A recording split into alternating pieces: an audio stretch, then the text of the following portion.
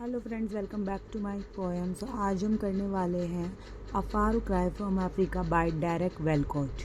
सो पहला क्वेश्चन है, who is the poet of a far cry from Africa? इसका poet कौन था? सो अब AWB Yeats, B Derek Walcott, B Chinua Achebe, C Seamus Heaney. So right answer is B Derek Walcott. What is the main theme of the poem? Poem की main theme कैसी थी? A colonial conflict and divided identity, B. Love and nature, C. Death and immortality, or D. Urban decay. So right answer is A. Colonial conflict and divided identity. In which year, मतलब उस समय पे क्या था कि जब एक देश पर दूसरा देश कब्जा कर लेता है, उसको पूरी तरह से उस पर कंट्रोल पा लेता है, और लोगों में क्या हो जाता है कि जो लोग उस समय पैदा हुए होते हैं उन्हें समझ में नहीं आता कि हम, मतलब वो तो उसी चीज़ को देख के बड़े हुए होते हैं, तो उन्हें समझ नहीं आता कि हम किस तरह की आइडेंटिटी को जो है फॉलो करें, कि जो हम जहाँ के हम हैं वो, या जो हम पर राज कर रहे हैं वो। In which year was the poem published? A. 1956, B. 1962, C. 1964, or D. 1970. So right answer is B. 1962. The poem is set during which historical event? कौन से historical event के टाइम पर जो है ये poem set है? A. The Mau Mau uprising, B. World War I, C. The Boer War, or D. The Cold War. So right answer is A. The Mau Mau uprising. Which two culture does the poet feel divided between? कौन से दो culture के बीच में जो है poet लगता है कि उससे वो डिवाइड हो गया है? African and European, Indian and British, French and Spanish, और D native and American. So right answer is A African and European. Means belong तो वो अफ्रीका से करता है, वहाँ का है, बट उनके देश पर जो कब्जा किसका है? यूरोपियंस का है। अब वो उसी समय जो है, जब उसी जो हमारे जैसे उनका देश जो था उस समय पर क्या था? दूसरे देश का राज था। तो वो उस समय क्या थे? उन्होंने जब वो पैदा हुए तो उन्होंने तो वही चीज़ देखी, वही गुलामी देखी, तो वो उन लोगों को भी जो है इमिटेट करना स्टार्ट कर देते हैं, उन्हीं का कल्चर एक तरह से फॉलो करने लग जाता है। तो वो इन दो कल्चर्स के बीच में जो फंस जाते हैं, उन्हें समझ नहीं आता कि मतलब हम किससे बिलोंग करते हैं, ना तो वो उनको छोड़ पा रहे हैं, ना ही वो अपना कल्चर छोड़ पा रहे हैं। तो वही चीज़ जो है इसमें दिखाई गई है। What nationality was Derek Walcott? जो वो डेरेक वॉलकॉट थे उनकी नेशनैलिटी क्या थी? A Jamaican, B Trinidadian, C Saint Lucian, और D Nigerian. So right answer is C Saint Lucian. What does the far cry suggest? इसका क्या मीनिंग है?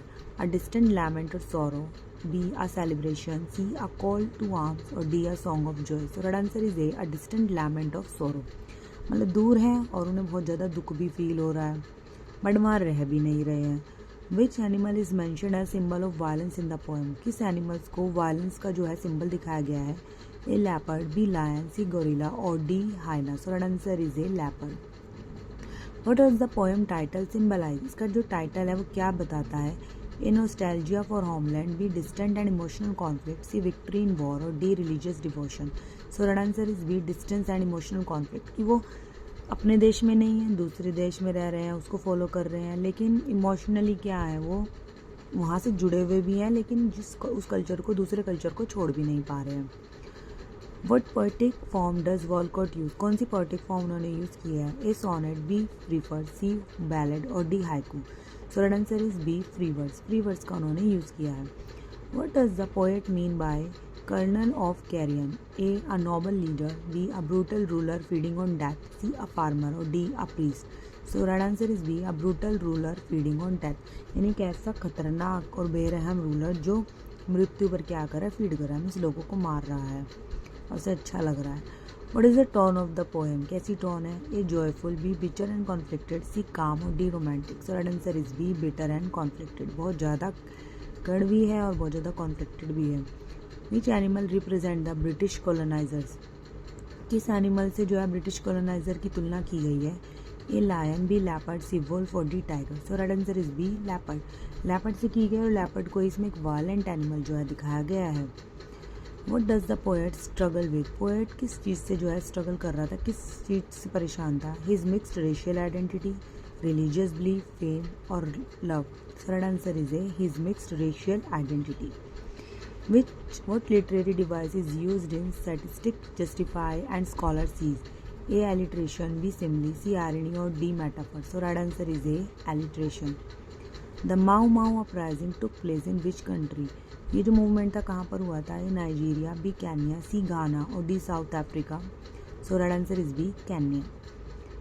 उसी से जो है ये इंस्पायर है। What imagery dominate the poem, कौन सी इमेजरी जो है इस पोएम में बहुत ज़्यादा डोमिनेट करती है, पूरी पोएम में देखने को मिलती है?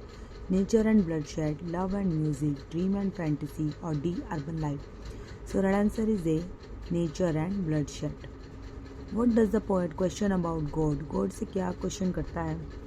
He silent during human suffering, his creation of nature, his mercy और his existence. Right answer is silence during human suffering. ये जब लोग सफ़र कर रहे हैं उस समय जो भगवान है शांत क्यों है, वो कोई कुछ क्यों नहीं कर रहा?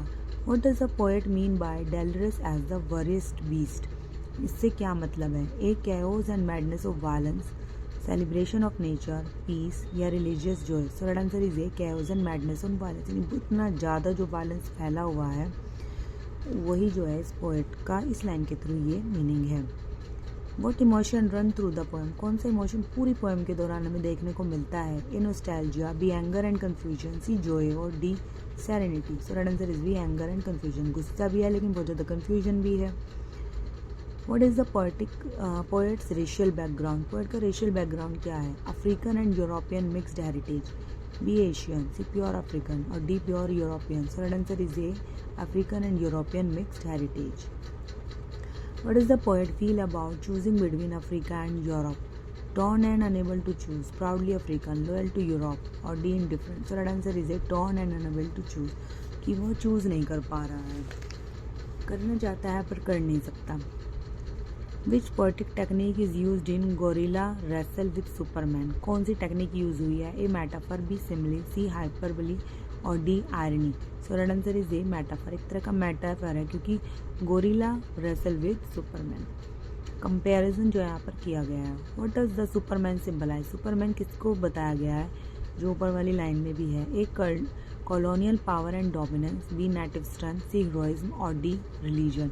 सो right answer is A colonial power and dominance. So Superman की मतलब बहुत ज़्यादा पावरफुल दिखाया गया है, तो उस समय के जो यूरोपियन थे यानी कॉलोनियल पावर थी उसको बताया गया है कैसे वो हमारे देश में या उनके देश में आके कैसे उन्होंने डोमिनेट किया है।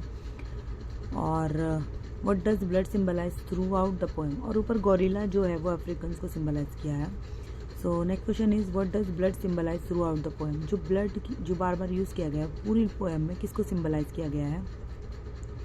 A birth, B death and violence, C brotherhood और D love. So right answer is B death and violence को जो है बार बार ब्लड को यूज़ किया गया है।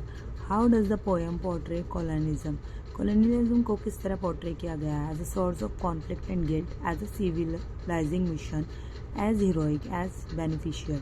सो right answer is A as a source of conflict and guilt. What does ivory symbolize in colonial literature, colonial literature में ivory को कैसे सिंबलाइज किया गया है? Beauty and wealth, violence and exploitation, C innocence और D wisdom.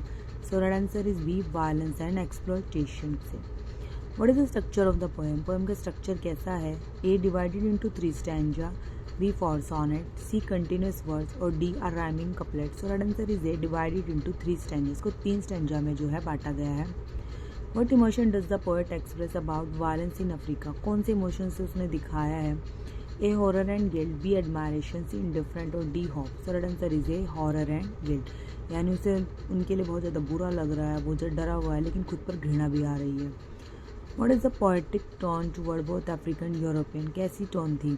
A neutral, B critical and conflicted, C admiring और D romantic. So right answer is B critical and conflict. What literary movement is Walcott associated with, कौन से movement से वो associated थे? Post colonial literature, B romanticism, C modernism and D symbolism. So right answer is A post colonial literature से वो जो थे associated थे। What image in the poem represent Africa suffering, कैसे वो रिप्रेजेंट करते हैं? Torn flesh and crying heart, blossom field, rising sun और singing bird. So right answer is A torn flesh and crying heart. What does the poet wishes for at the end, क्या wish करते हैं? Reconciliation of his divided identity, revenge और escape to Europe और death. So right answer is A reconciliation of his divided identity. Next is which poetic device dominate the imagery, कौन सा poetic device है जो इस imagery को dominate करता है? A animal imagery, mythological imagery, religious imagery और D pastoral imagery. So right answer is A animal imagery, मतलब एनिमल्स को बहुत ज़्यादा यूज़ किया गया है। How does the poet describe the colonizer, कैसे उनको डिस्क्राइब किया है? As civilizer, as violent and cruel, as peace bringer, as victim. So right answer is B, as violent and cruel. What question closed the poem? So right answer is A. How can I face both Africa and Europe? What is the tone of the final stanza? Hopeless and resigned. What does battle upon the West Valley mean? Fred guilty on African blood. Which literary does Walcott use to show contrast? So right answer is A. Juxtaposition. What is the poem main conflict? So right answer is moral and culture division within the poet. What is the mood of the poem? Tragic and conflicted. So thank you for watching. Please like, subscribe and comment for more videos.